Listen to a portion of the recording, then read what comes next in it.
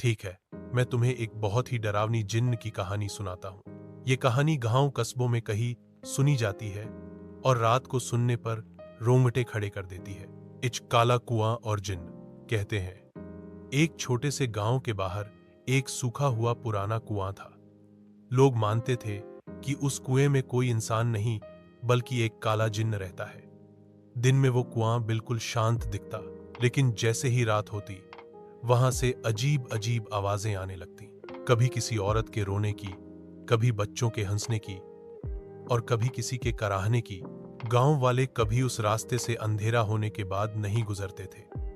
लेकिन एक बार गांव का एक नौजवान अकरम जिद में वहां चला गया। उसे लगा ये सब अंधविश्वास है।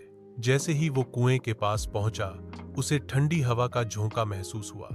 चारों तरफ सन्नाटा था। अचानक कुएं के अंदर से पानी गिरने की आवाज आई।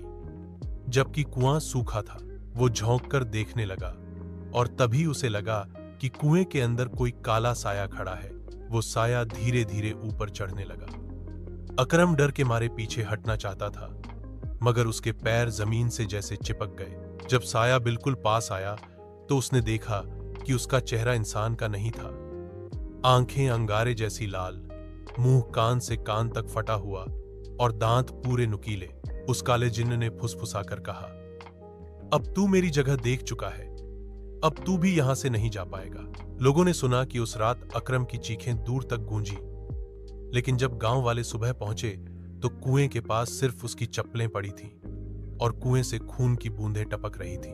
कहते हैं, आज भी अगर कोई उस कुएं के पास रात में जाता है तो उसे अकरम की चीखें और जिन्न की हंसी सुनाई देती हैं। क्या चाहोगे मैं इस कहानी को और भी लंबा और विस्तार से लिख दूं, जैसे एक पूरी हॉरर नॉवेल स्टाइल में?